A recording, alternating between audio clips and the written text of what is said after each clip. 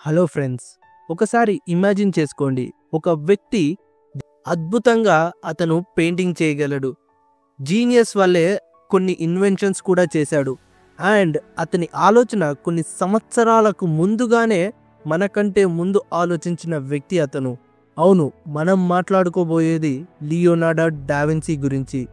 ఇతను కేవలం ఒక గొప్ప చిత్రకారుడే కాదు, ఒక సైంటిస్ట్, ఒక ఇంజనీర్, ఒక ఇన్వెంటర్, ఇంకా హ్యూమన్ బాడీని స్టడీ చేసిన రీసెర్చర్ కూడా.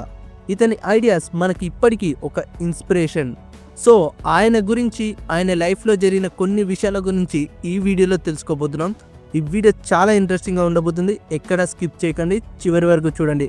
అండ్ మీరు నా ఛానల్ని ఫస్ట్ టైం చూస్తే మాత్రం వెంటనే సబ్స్క్రైబ్ అయ్యి పక్కనే ఉన్న బెల్ ఐకాన్ని ఆల్లో పెట్టుకోండి. Let's start the video.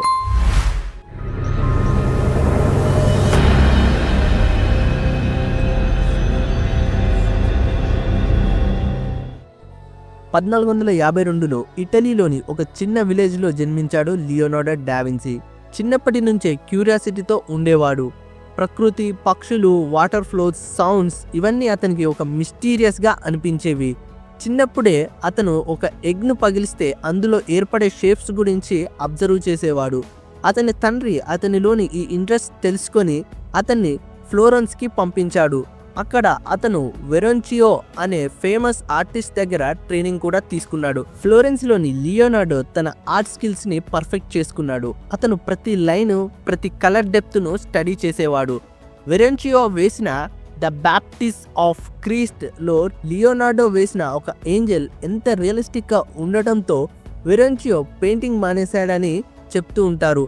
అప్పుడే ప్రపంచానికి తెలిసింది ఈయన సాధారణమైన వ్యక్తి కాదు, ఒక ఎక్స్ట్రాడినరీ వ్యక్తి అని.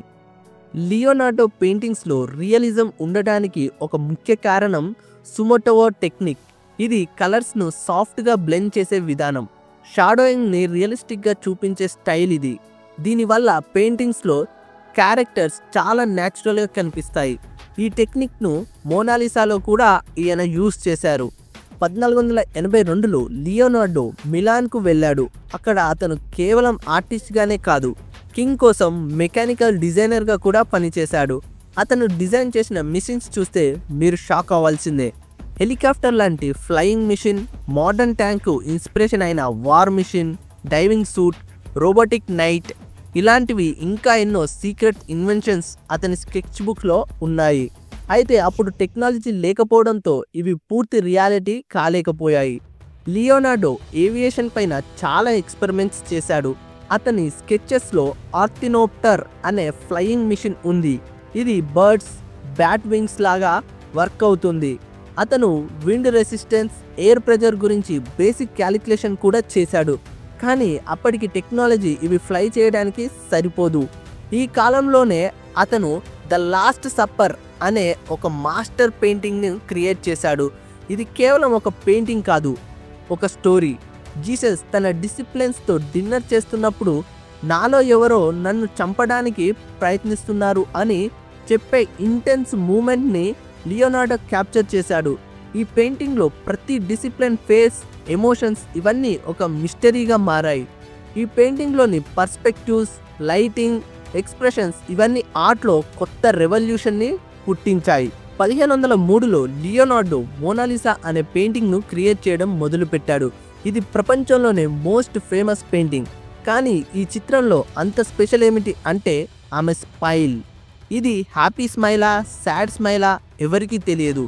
ఈ పెయింటింగ్ చూస్తుంటే మీరు ఏ కోణంలో నుంచి చూసినా కూడా ఆమె మీకు వైపే చూస్తున్నట్టు ఉంటుంది. ఇంకా ఈ పెయింటింగ్లోని brush techniques, layer of colours, shadowing methods ఇవన్నీ ఇప్పటికీ సైంటిస్టులకు, ఆర్టిస్టులకు స్టడీ పర్పస్గా పనిచేస్తూ ఉన్నాయి. లియోనార్డో ఒక గ్రేట్ ఆర్టిస్ట్ మాత్రమే కాదు, ఒక సైంటిస్ట్ కూడా. హ్యూమన్ బాడీ ఎలా వర్క్ చేస్తుందో తెలుసుకోవడానికి అతని డెడ్ బాడీస్ పైన స్టడీ చేసేవాడు. అతను డ్రా చేసిన మజిల్స్, నర్వ్స్, బోన్స్ ఇమేజెస్ ఇప్పటికీ మెడికల్ ఫీల్డ్స్లో ఉపయోగిస్తున్నారు. అతని సైంటిఫిక్ అప్రోచ్ పెయింటింగ్లో రియలిజం తీసుకొని వచ్చింది. వర్చువల్ మ్యాన్ అనే అతని famous sketch human body prepositions గురించి ప్రపంచానికి చూపింది. లియోనార్డో స్కెచ్ బుక్లో 13,000కు పైగా పేజీలు ఉన్నాయి. అందులో flying machines, military weapons, biological studies, hydraulic systems, ఇంకా టైం ట్రావెల్ లాంటి అడ్వాన్స్ కాన్సెప్ట్స్ ఉన్నాయి. అతని హ్యాండ్ రైటింగ్ మిర్రర్ రైటింగ్లో ఉండేది, అంటే బ్యాక్వర్డ్గా, ఎందుకంటే తన ఐడియాస్ ఎవరి కాపీ కొట్టకూడదు అని అలా చేసేవాడు. లియోనార్డో కొన్ని సీక్రెట్ కోడ్స్ మరియు సింబల్స్ని తన పెయింటింగ్స్లో, నోట్బుక్స్లో ఉపయోగించేవాడు. ద డావిన్సీ కోడ్ అనే నావెల్ కూడా దీన్ని బేస్ చేసుకునే రాయబడింది. అతని వర్క్లోని హిడెన్ మీనింగ్స్ ఉన్నాయని చాలామంది నమ్ముతూ ఉంటారు. తన చివరి రోజుల్లో ఫ్రాన్స్ కింగ్ ఫ్రాన్సిస్ I లియోనార్డోని తన కోటకి ఆహ్వానించాడు. అక్కడే అతన్ని తన లాస్ట్ ఇయర్ని గడిపాడు. ఒక రాజు కూడా అతన్ని ఎంత గౌరవంతో చూసేవాడంటే మనం ఊహించుకోవచ్చు లియోనార్డో ఎంత గ్రేట్ పర్సన్ అని. 1519లో అతను చనిపోయాడు. లియోనార్డో నిజంగా గ్రేట్ పర్సన్. అతని ఐడియాస్, ఇన్నోవేషన్స్, ఆర్ట్ వర్క్ ఇంకా మన సివిలైజేషన్ను ఇన్స్పైర్ చేస్తూనే ఉన్నాయి. ఆర్ట్, సైన్స్, ఇంజనీరింగ్ అన్నిటిలో పర్ఫెక్ట్ బ్యాలెన్స్తో ఉండటం అతన్ని ట్రూ జీనియస్గా నిలిపింది. అతని నోట్బుక్లోని ఐడియాస్ ఆధారంగానే కొన్ని ఇన్వెన్షన్స్ మోడర్న్ ఏజ్లో రియాలిటీ అయ్యాయి. Helicopters, tanks, robots, medical autonomy ఇవన్నీ లియోనార్డో విజన్ ఆధారంగానే బయటపడ్డాయి. Okay guys, that's all for this video. ఈ వీడియో మీకు ఇంట్రెస్టింగ్గా అనిపిస్తే లైక్, షేర్ చేయండి. అండ్ ఇంకా ఇలాంటి అమేజింగ్ కంటెంట్ కోసం మన ఛానల్ని సబ్స్క్రైబ్ అవ్వండి. నెక్స్ట్ వీడియోలో ఇంకో మంచి టాపిక్తో మీ ముందుకు వస్తాను. Until then, bye bye.